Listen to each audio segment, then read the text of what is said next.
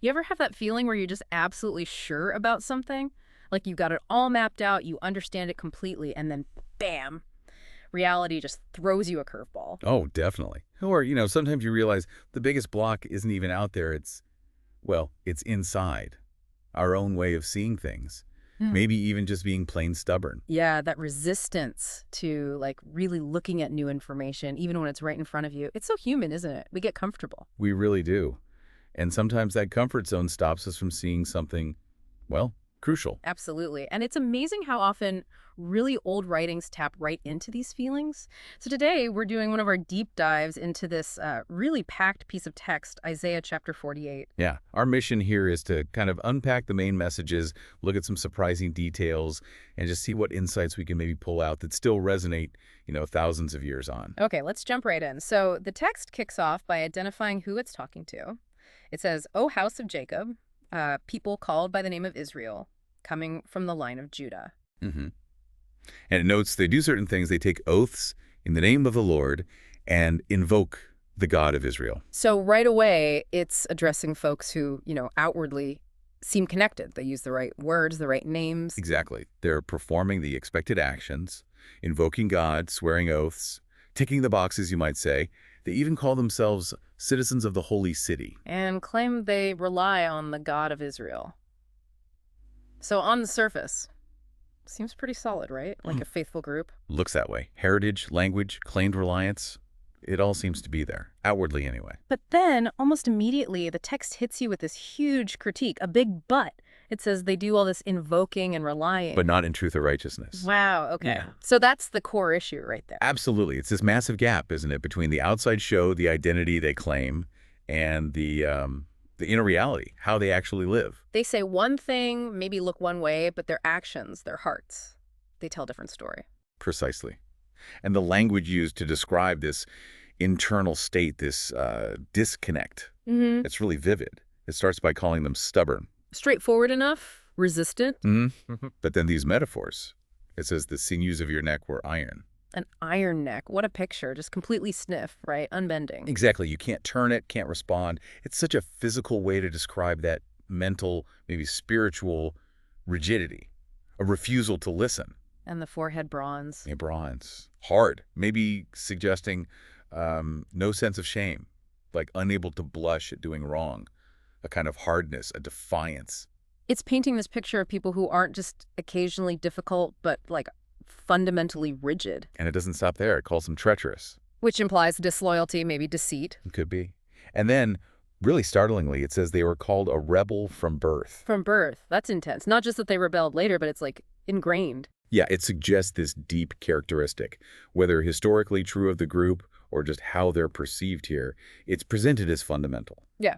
So, yeah, the text isn't pulling any punches. It's laying out this deep character flaw right at the start. Okay, so we have this group claiming connection, using the right language, but described as stubborn, iron-necked, bronze-foreheaded, treacherous, rebellious.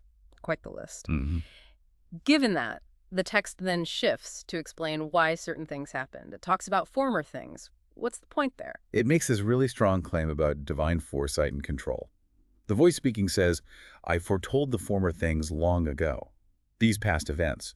Not random, they were announced ahead of time. Announced clearly, too. My mouth announced them and I made them known. So no secrets. Right. Deliberate communication. And then the follow-through was swift. Then suddenly I acted and they came to pass. Prediction, then action.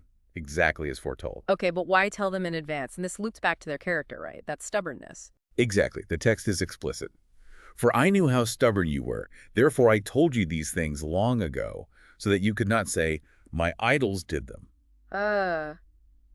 So it wasn't just showing off power, it was a direct strategy against their tendency to credit false gods. Precisely. It was proof in advance.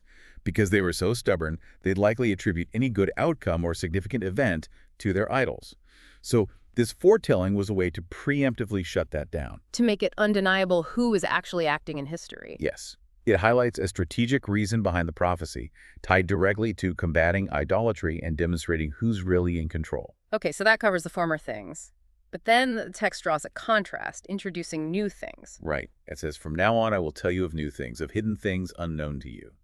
a shift towards the future, towards stuff they don't know yet. And it stresses how new they are. They are created now, and not long ago you have not heard of them before today. So this isn't old news. It's current unfolding stuff. Mm-hmm. Fresh revelation, you could say. But then, incredibly, it links their not knowing these things back to their character again. How so? It explains why they haven't heard or understood these new things. Yeah. From of old, your ear has not been open. Ah, so it's their own closed ears, their inability or unwillingness to listen that kept them in the dark, not that the info wasn't there. Exactly. Right. Their unopened ear is the reason these new things were hidden from them. And it connects this deafness right back to the core problem.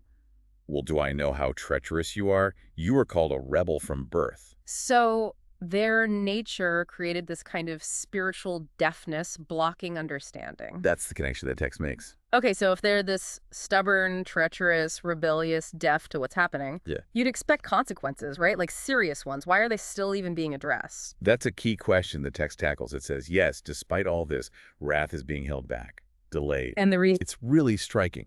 It connects back to that idea of proving divine power versus idols. The text says, for my own name's sake I delay my wrath. For the sake of my praise I hold it back from you, so as not to cut you off. Wait, so it's not for their sake, not because they suddenly got better. Doesn't seem like it. The text just finished emphasizing their rebellion. The reason given for holding back destruction is centered on divine identity itself, my own name's sake, my praise. So it's about God's reputation, how God is seen. That seems to be the idea, that letting them be completely cut off might somehow reflect badly, or allow God's name to be defamed, as it says later. It's about a larger purpose tied to the divine identity. And it really hammers this home, right? It repeats it. It does. For my own sake, I do this. Yeah. How can I let myself be defamed? I will not yield my glory to another. That repetition really underscores the point. The motivation is presented as primarily about divine honor and purpose. Okay, but even with wrath delayed, things aren't easy for them. There's hardship involved. Yes, the text describes a process they're going through. See, I have refined you, though not as silver. I have tested you in the furnace of affliction. The furnace of affliction, that sounds intense. Suffering, pressure. Definitely. But notice the words, refined, tested. It suggests this hardship isn't pointless punishment.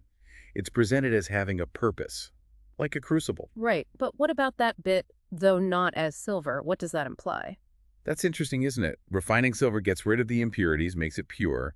Maybe saying not as silver suggests that either this particular group is harder to purify, or maybe the goal isn't perfect purity in the same way. Perhaps the testing itself, going through the furnace, is the point, rather than achieving a perfect silver-like state.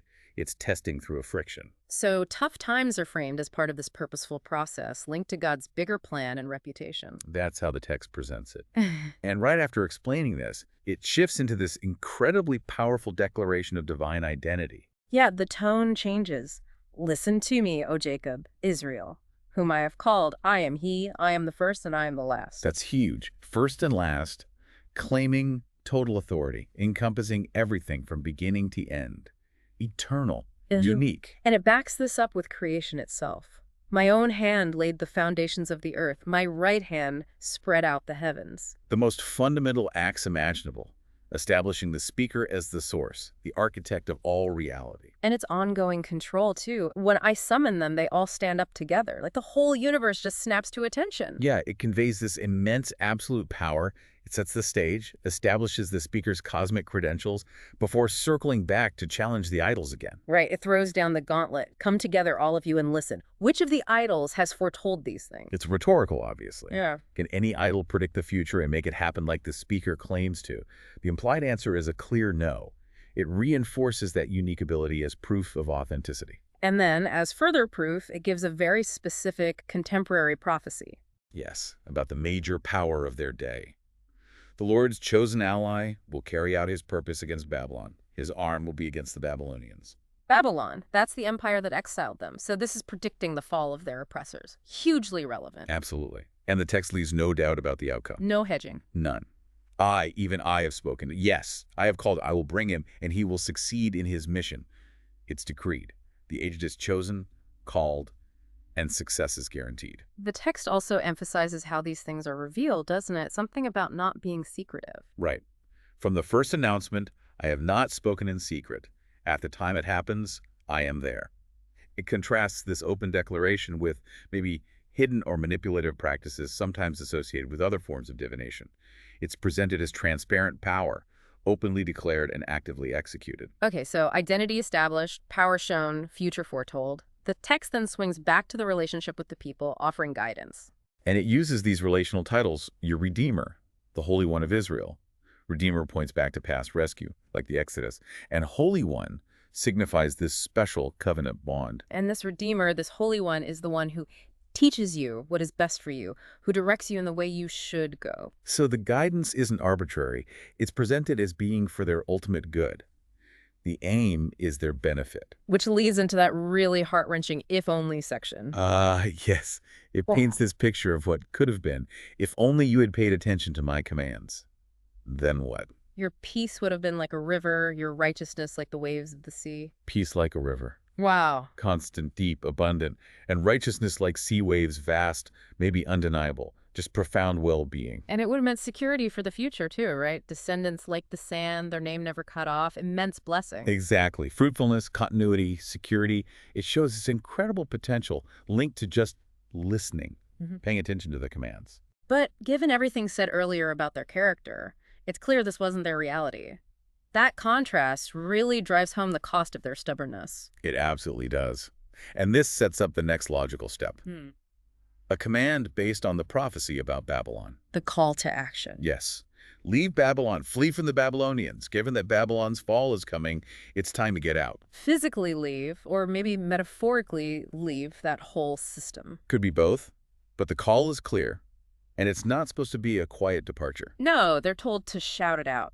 Announce this with shouts of joy and proclaim it. Send it out to the ends of the earth. Say, the Lord has redeemed his servant Jacob. What a turnaround. The people called stubborn rebels are now commanded to be global heralds of redemption. It's dramatic. From internal failure to this outward joyful testimony. And to give them courage for this, to remind them it's possible, the text brings up a memory. The history lesson bit, reminding them of past faithfulness. Exactly. It recalls the Exodus. They did not thirst when he led them through the deserts. He made water flow for them from the rock. He split the rock and water gushed out. That iconic image of water from the rock in the wilderness. The powerful reminder. The one telling you to leave Babylon now is the same one who provided miraculously in impossible situations before. It builds confidence, grounds the command in past experience. Like saying, trust me, I've got this, I've done it before. Precisely. But then, the chapter ends with this incredibly blunt statement. It snaps back to that core tension. The final line. Stark. There is no peace, says the Lord, for the wicked. Oof, yeah. After all the talk of potential peace like a river, it ends with this absolute declaration. And given how the chapter defined wicked, not just evil acts, but that stubbornness, that disconnect, that refusal to listen. It links their character directly to their lack of peace. It does. It says that state of being, that rebellious resistance, is fundamentally incompatible with true peace. Peace isn't possible on that path. So it ties everything together. The critique, the reasons for divine action, the testing, the potential blessing, and now the ultimate consequence of choosing the wrong path. No peace. It leaves you with this very clear connection between inner state, outward actions, and the resulting experience, or lack thereof, of peace. So as we wrap up this look at Isaiah 48, you can really feel those powerful themes coming through, can't you? That struggle between listening and stubbornness. Yeah, and the huge difference between just looking the part and actually living in truth. And thinking about hard times, the furnace, maybe differently as testing. Right. And how peace, that deep river-like peace, is presented as tied to following guidance versus the stark reality for the wicked as the text defines them. That final line really sticks with you. It does. There is no peace for the wicked. So thinking about how this chapter describes wickedness, that ingrained resistance, the disconnect between claims and reality, maybe the provocative thought for you today is this: what does this ancient text suggest about the real path to finding genuine peace in your own life? Something to mull over.